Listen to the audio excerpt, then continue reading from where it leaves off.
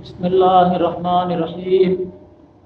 आज को जो अमल है वो हुज़ूर गौस आज़म से मंसूब है और हुज़ूर गौस आज़म वलियों के सरदार हैं और आपको गौस का मकाम अल्लाह रब्बुल इज़्ज़त ने अता फरमाया।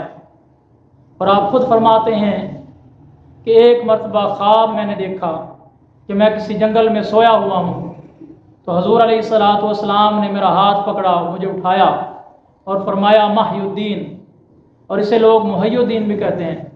तो इसका मतलब ये है कि दीन को ज़िंदा करने वाले, दीन को ज़िंदगी देने वाले।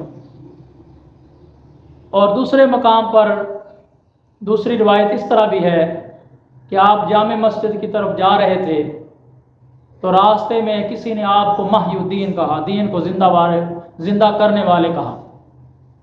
तो आप मस्जिद में पहुँचे तो सब लोगों ने इसी अल्फाज के साथ, इसी लक़ब के साथ आपका इस्तकबाल किया। तो आप फरमाते हैं इससे पहले मुझे किसी ने इस लक़ब के साथ नहीं पुकारा था, महियुद्दीन यानी दीन को ज़िंदगी देने वाले, दीन को ज़िंदा करने वाले।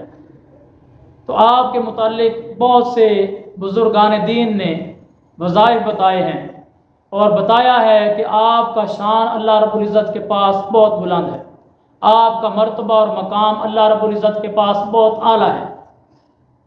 और आप फरमाते हैं कि अल्लाह रब्बुल इज़्ज़त की बारगाह में मेरे वसीले से दुआ करो तो अल्लाह रब्बुल इज़्ज़त ज़रूर अता फरमाएगा।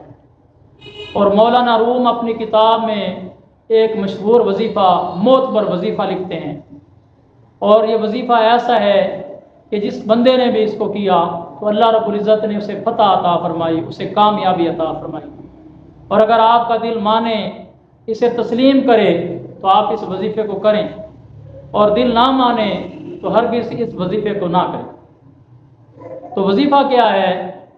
बावुज़ू होकर असर की नमाज के बाद मगरिब से पहले पहले ये अमल करना है कि मगरिब की तरफ मुँह करना है जिस तरफ सूरज गुरूब होता है, और खड़े होकर 11 कदम चलना है मगरिब की तरफ। तो जब 11 कदम पूरे हो जाएं तो फिर खड़े होकर इमदाद कुन कर दीन व दुनिया आबाद कुन या शेख अब्दुल कादिर जिलानी, या शेख अब्दुल कादिर जिलानी, इस अमल को 11 मरतबा पढ़ना है। तो बुजुर्गान दीन फरमाते हैं इसकी बरकत से अल्लाह रब्बुल इज़्ज़त परेशानियां दूर फरमाएगा, मुसीबतें दूर फरमाएगा, हर तरह की तंगी दूर फरमाएगा।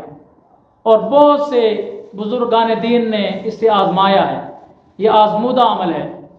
और अगर आप भी यकीन के साथ अल्लाह रब्बुल इज़्ज़त पे भरोसे के साथ, तवक्कुल के साथ ये अमल करेंगे तो अल्लाह रब्बुल इज़्ज़त आपकी भी मुसीबतें दूर फरमाएगा, आपकी भी परेशानियां दूर फरमाएगा, और हर तरह की अल्लाह रब्बुल इज़्ज़त ख्वाहिश पूरी फरमाएगा।